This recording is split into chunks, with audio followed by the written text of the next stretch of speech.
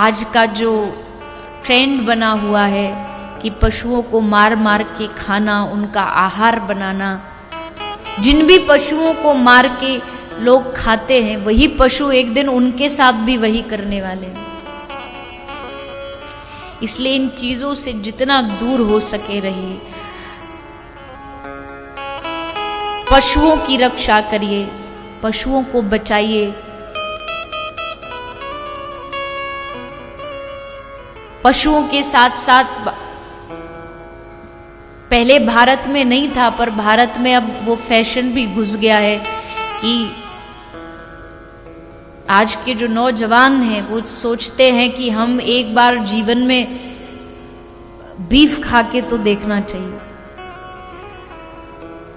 गौमांस, जिस देश में गाय की पूजा होती हो, जिस देश में गाय को इष्ट माना जाता हो, उस देश में अगर गाय का मांस बिक रहा है, इससे बड़ी इस देश की दरिद्रता और दूसरी कोई नहीं।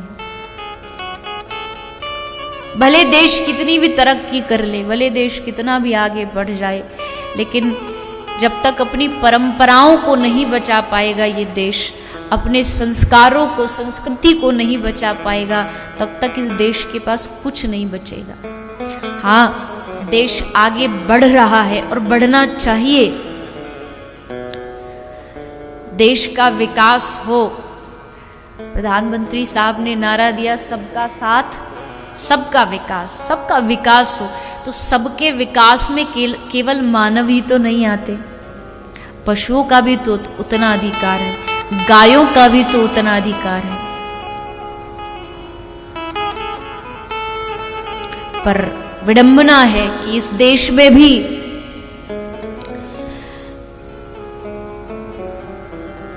सारे भारत के कोने कोने में आप चले जाइए, आपको गाय सड़कों पर भूखी प्यासी हर जगह नजर आएगी।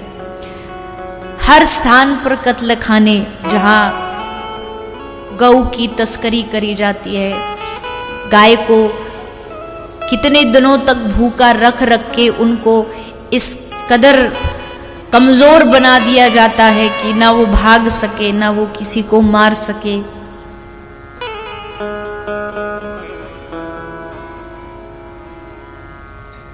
कुछ कुछ राज्य हैं जिनमें गौमांस या गौ तस्करी अवैध है, और शायद आपका महाराष्ट्र भी उन्हीं राज्यों में से एक है जहां गोहत्या अवैध है। लेकिन फिर भी जो होना चाहिए वो अभी तक देश में गाय के लिए नहीं हुआ है। जिस रूप में गाय की सुरक्षा होनी चाहिए थी वो अभी तक नहीं हुई है। वैध नहीं तो अवैध तरीके से कितने कत्ल खाने चलते हैं गाय के लिए। गाय के साथ साथ और कितने पशुओं को मारा जाता है। गाय नाम इसलिए जुबान पर ज्यादा आ जाता है क्योंकि अधिकतर आपको सड़कों पर लावारिस रूप में गाय ही दिखाई देती है, जिसका कोई मालिक नहीं होता।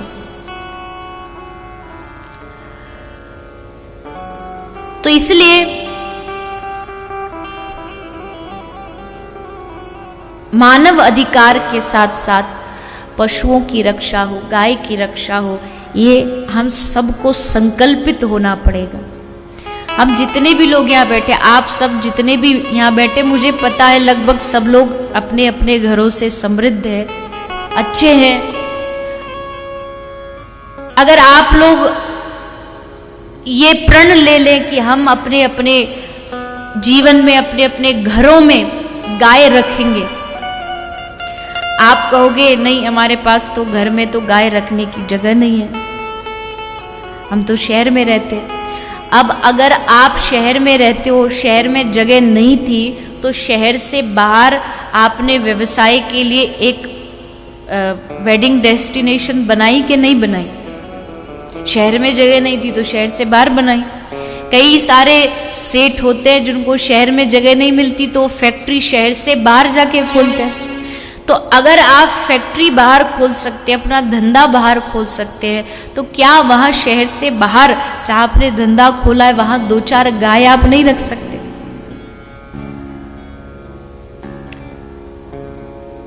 अब उदाहरण के लिए ये अग्रवाल परिवार है, आप सब रिश्तेदार हैं, नात, यहाँ कितनी अच्छी जगह, देखिए यहाँ पर इतना सुंदर वातावरण लगता है जब आप सुबह सुबह संध्या को, कितनी पक्षियों की कलरव होती है और हरियाली है, सुंदर सात्विक वातावरण है। अगर ऐसी भूमि पर अपने लिए ही, मान लीजिए हम कुछ परिवार है हमारा, अपने लिए ही हम सोचे कि हम यहाँ कुछ गाय रखें और उसका दूध जो है वो हमारे घर में आएगा, हमारे बच्चे मार्केट का वो पैकेट वाला दूध नहीं पिएंगे, उनको अच्छा शुद्ध दूध मिलेगा, हमारे घर में शुद्ध घी आएगा, अच्छा घी अच्छा दूध आएगा तो बच्चों की समृद्धि, जो विकास है वो बुद्धि का विकास होगा।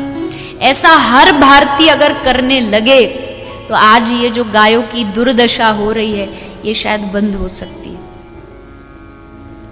इसलिए मेरी प्रार्थना है आप सभी से, मेरा कोई ये एक अनुरोध है जो आज देखा जा रहा है समाज की स्थिति में कि गाय बड़ी परेशान है, बड़ी दुखी है, क्योंकि हम तो स्वयं आंखों से दिन रात देखते हैं जब कई तो इतने निर्दयी लोग होते हैं, गाय उनके खेत में घुस जाती है तो उस पर तेजाब डाल देते हैं, एसिड जिसको कहते हैं, कि हमारे खेत में ना आए।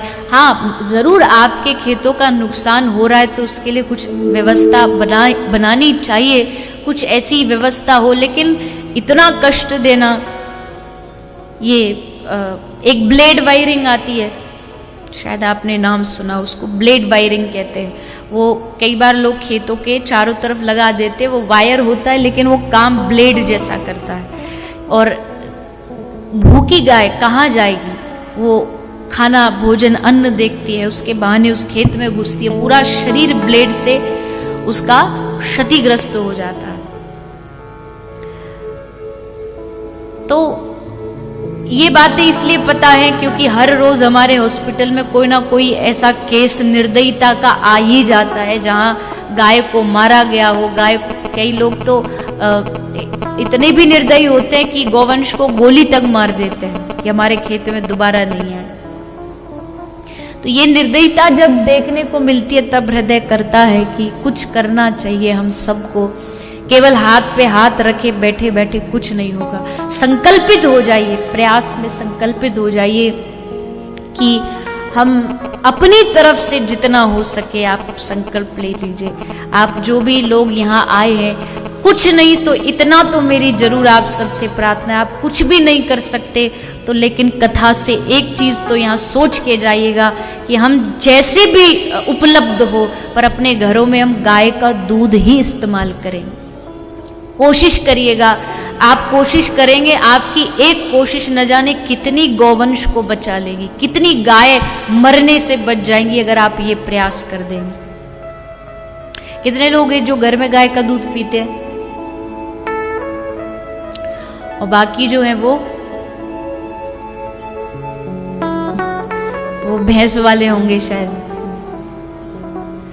या फिर पता ही नहीं होगा किसका है, यही नहीं पता होता कई बार। अब पैकेट में थोड़ी लिखा होता कि ये भैंस वाला है, कि अब कंपनी वाले हो सकता आपको बकरी का भी पिला दे।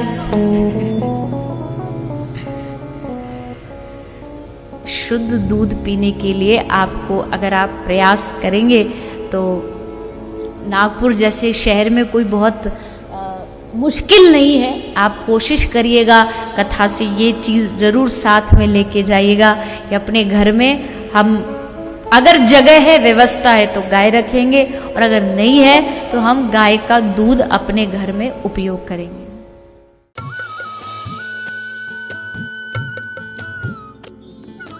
सर्वधर्म संगम, धर्म के सच्चे प्रहरी।